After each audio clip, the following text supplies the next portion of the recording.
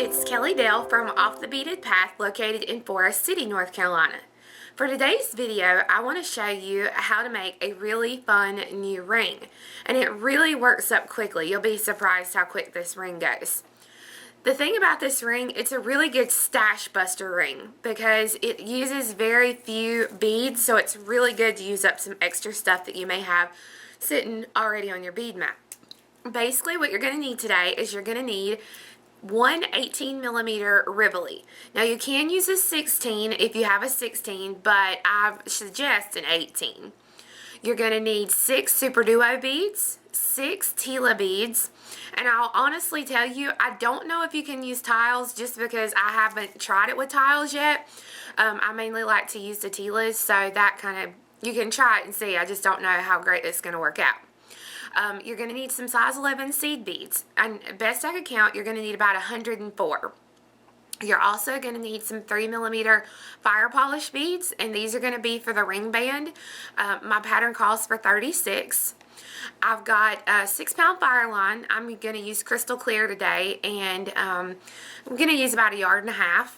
And then the only other thing you're going to need is about 12 inches of 0.5mm stretch magic. Now, I like to do all my ring bands stretchy, especially since I sell the rings online and here in the store, because that way I know that most people are going to be able to wear the rings.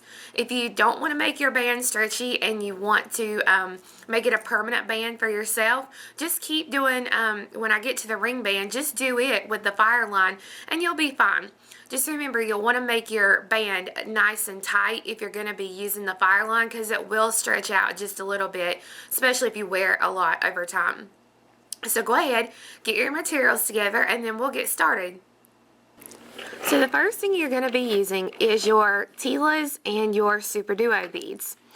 With your 1.5 yards of fire line, you're going to pick up a Super Duo and a Tila 6 times.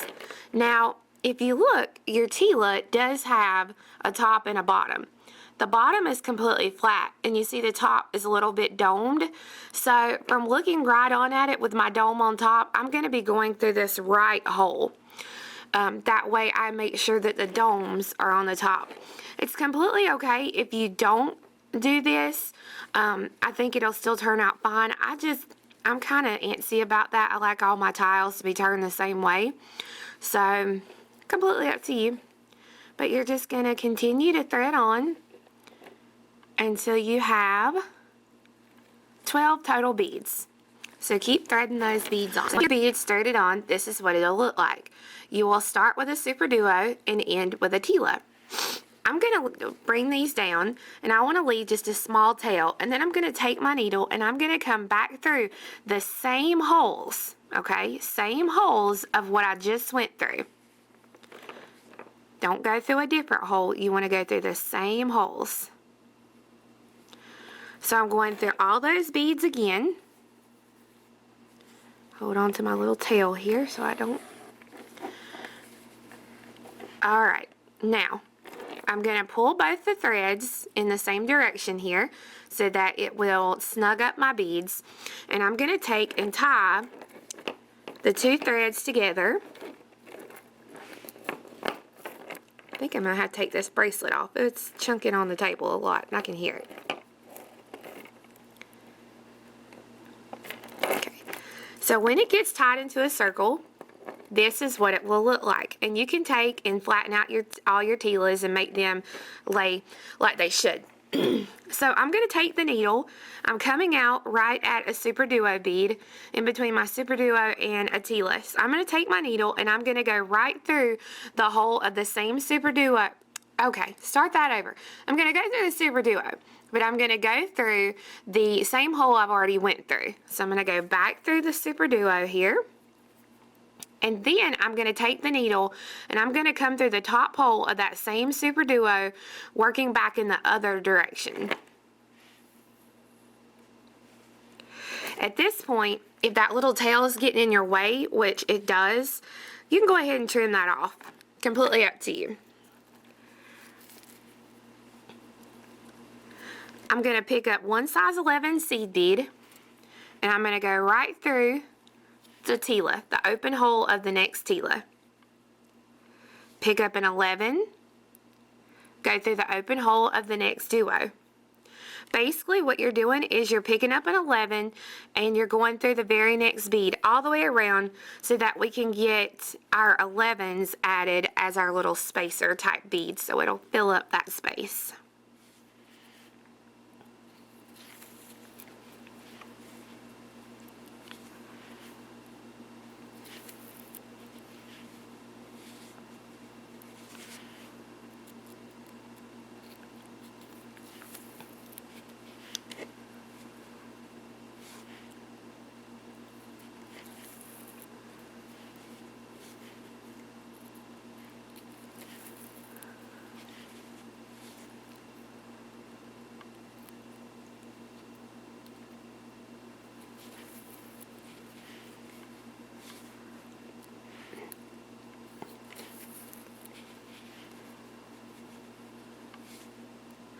Alright, when you get back around to the start, this is what your piece will look like.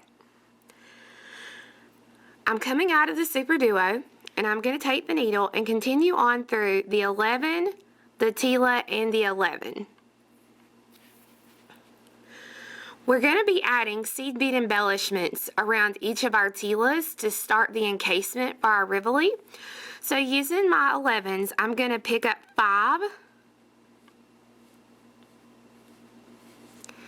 I'm going to skip the Super Duo bead and go through the next 11, Tila, and 11.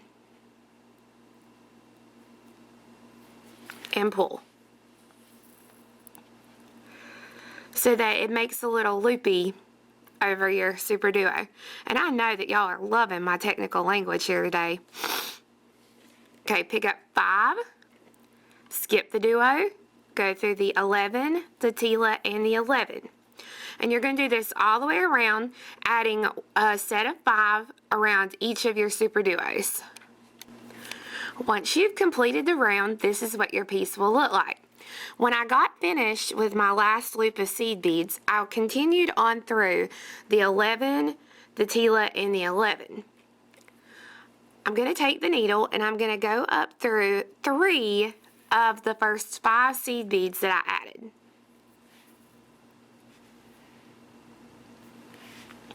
I'm ready to start the encasement, so I'm going to pick up 4 11s. I'm going to come through the 3rd seed bead, which is the middle seed bead in my next little set of 5.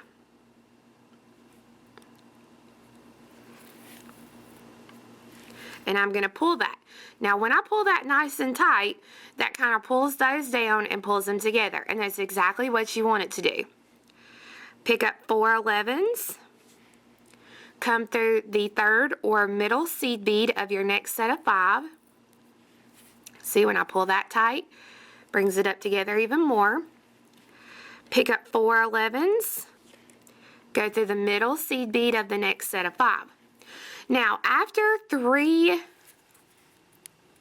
additions, I like to go ahead and slide in my Rivoli. Today, I'm going to be using this really pretty pink 18mm Rivoli. So I'm going to lay the Rivoli in face down. And as you see, when I pull it nice and tight, this will hold the Rivoli in place. So you've got to actually hold the Rivoli in place while you finish the round. So I'm going to pick up 4 11s. Go through the middle 11 here of my next set of 5. Pull tight.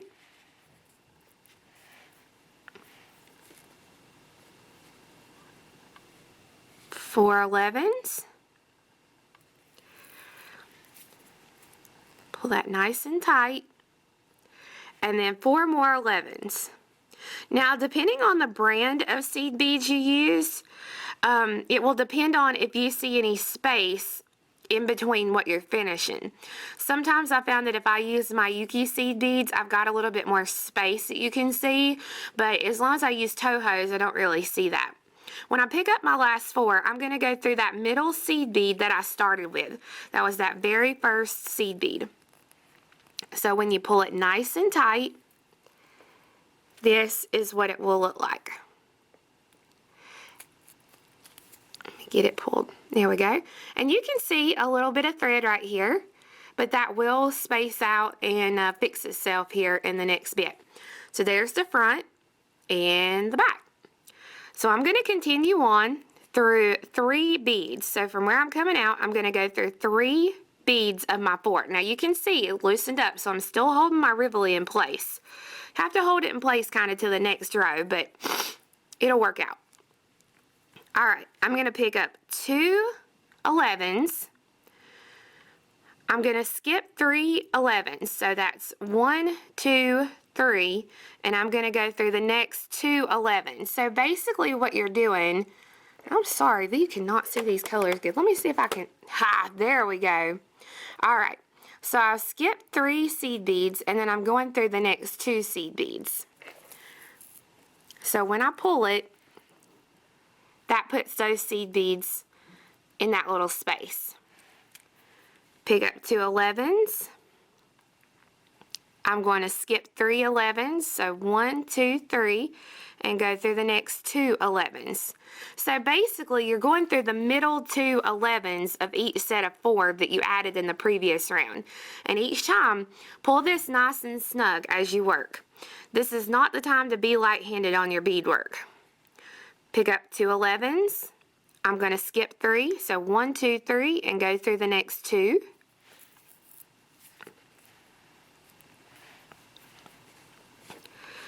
Two 11s, skip 3, 1, 2, 3, and go through the next 2. Now you can see now I've got it pulled nice and tight, and with the addition of these sets of beads, it's holding it into place, so I no longer have to hold it. Pick up 2, skip 3, and go through 2.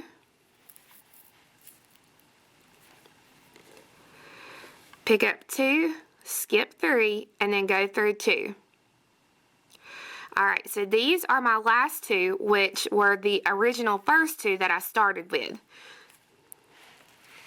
So the back looks just like this. I'm going to step up by going through the first 2 beads that I added on this round, which are the very next 2 kind of upper beads. I'm going to pick up 1 11, and I'm going to skip the space here and go through the next 2 11s that are sticking up. So basically, I'm just going through the beads that I added in the last round. Pick up 1 11, go through the next 2 11s,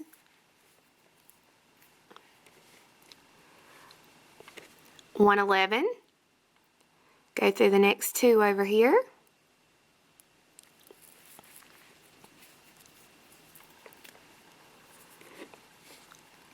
One 11, go through the 2. Just doing this all the way around.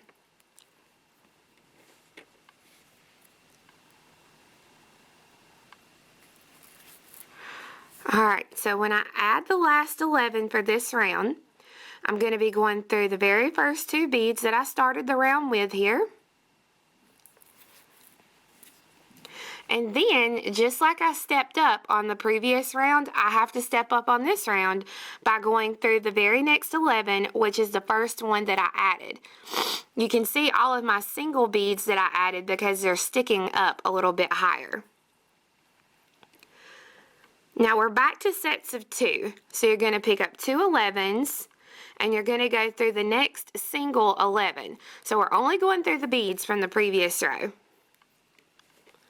2 11s, and go through that next bead. 2 11s,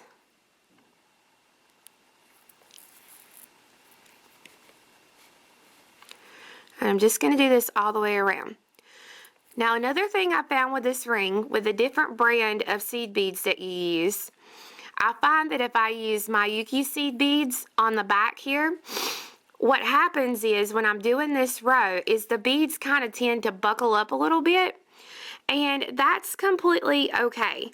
I wouldn't worry too much about it, just for the pure fact that when we do this next step, it will make these beads lay down a little bit.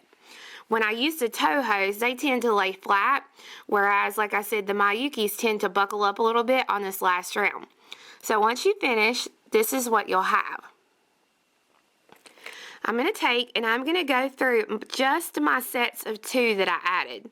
I'm not going through the single bead. I'm just going to go through the sets of 2. So I'm going to go through the 2, the 2, the 2, the 2, the 2. I'm going to go through all 6 sets, pulling it nice and tight so that it'll cinch that together. And if you are using Miyuki, it'll make those lay down a little bit better for you. Now that I've gone all the way around and went through my sets, this is what my piece looks like. Now I have exited out of a set of 2. Any set of 2 that you have here on the back is fine to exit from. We're going to be making our little ring band loops. So I'm going to pick up 2 11s, 1 3mm, and 2 11s. I'm going to come back through the 2 11s that I'm coming out of to make a circle. Okay, so my thread was originally coming out towards the top, so I'm taking the needle and I'm going right back up through those same 2 beads so that when I pull, it'll make a little circle like this. Now while I'm here, I'm going to go ahead and reinforce those beads again. So I'll go through the 2 11s, the 3mm, the 2 11s, and then back through that same set of 2 beads on the base again. So I'm going to stitch over to the opposite side. So I'm basically going to be going through 2 sets of 2, and then I'm going to add my next loop on the 3rd set. So here's 1, 2, and 3. Alright, so it's exactly opposite where I started this one. And again, I'm going to pick up 2 11s, a 3mm, and 2 11s. My thread's coming out at the top, so I'm going to take my needle and go right back up through those same 2 beads so that when I pull, it'll make my second loop for my ring band. And just like I did on the other side, I'm going to go ahead and reinforce by going back through these beads again. I'm going to go back through those 2 on the base here. And then I'm going to stitch through and tie off the thread with a couple of half-hitch knots. This way it will finish off the back. Now, if you're going to do a permanent band where it's not stretchy, then you'll actually want to stitch to come out of one of these 3mm here to start working your ring band. So I have the top of my ring completed. And if you look at it and it's a little off kilter, you can fix it by just taking your hands and straightening it out. And there we go. Okay, so it's a really pretty top for the ring. And I've taken my Stretch Magic and I centered it in one of my 3mm that I did here for the ring band. I'm going to take my 3mm now. This is all I'm going to be using. And on each thread, I'm going to pick up 1 3mm round. Now, I get a lot of questions about how I do these ring bands with these 3mm. And some people, their mistake is that they use bicones, which is fine. I don't like how they feel on my finger, but bicones have a smaller hole, so they're a little bit harder to get through. But basically what I do, once I have 1 3mm onto each thread, I pick up another 3mm and I take it and I stretch it really tight around my finger. And then I take the other thread and stick it through. And normally it slides right through. Now, if you have a hard time doing that, you may want to bump up to a 4mm or put you some needles on there. I just find it easier so that I don't mess up needles and hurt my fingers and all that kind of stuff if I just do it the way that I do it. Everybody can add their ring band however they want. This is just the way I like to do it. So basically what you're going to do is you're going to put on a 3mm onto each thread. And again, once you have that 3mm, then you're going to pick up one more on one thread and you're going to cross your threads through it. So again, I just tighten mine around my finger and then I take my other free thread and stick it through so that when you pull, it gives me another box. So I'm going to continue adding my boxes until I get the length, and I'm going to be sure to end with 1 3mm onto each thread. I've added the length for my ring band, and I finished off with my 2 seed beads, or my two 3 millimeters onto each thread. Now with one thread, doesn't matter which one, I'm going to be using my right thread. I'm going to take the needle, or I'm going to take the thread, and I'm going to go through the 3 millimeter opposite where I started. And I'm going to pull that thread up, let the 3 millimeter drop on the other one, and then I'm going to tie the threads into a couple of good knots. Now I'm going to stick my finger, my little pinky finger, into that loop to keep it nice and tight there.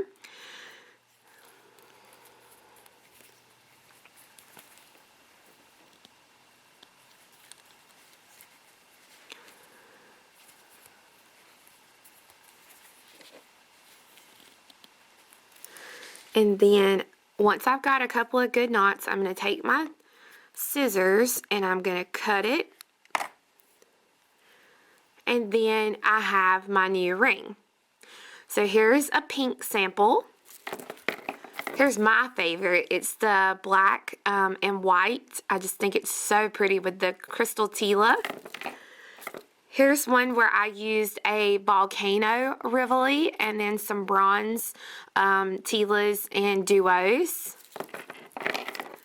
Here is an all purple one, and this is good for the people who love the purple because it's got purple Tilas, purple duos, and then a big nice purple Rivoli in there. And finally, my golden shadow, I used some beige and cream and bronze for that one.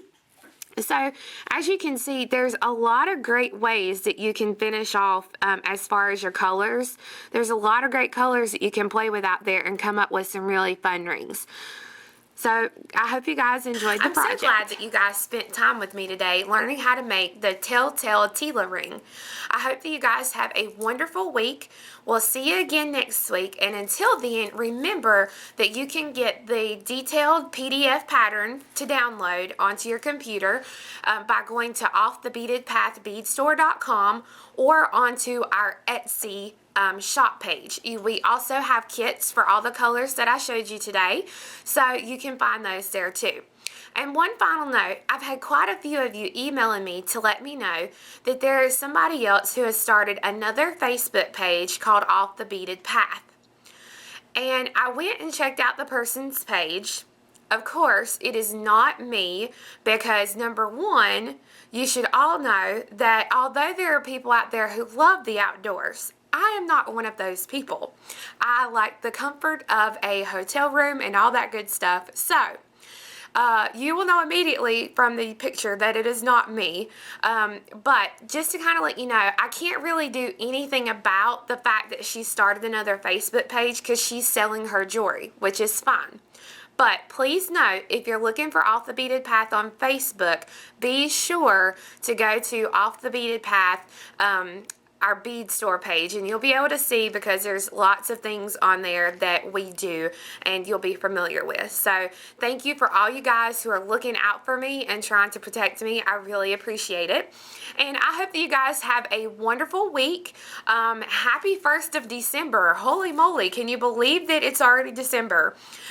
Christmas will be here in no time flat, and then a new year will roll in upon us. So hope you guys are ready because we got some fun projects coming up for December, and it's going to be a busy month. So I hope you guys have a blessed week, and we'll see you again next time. Bye-bye.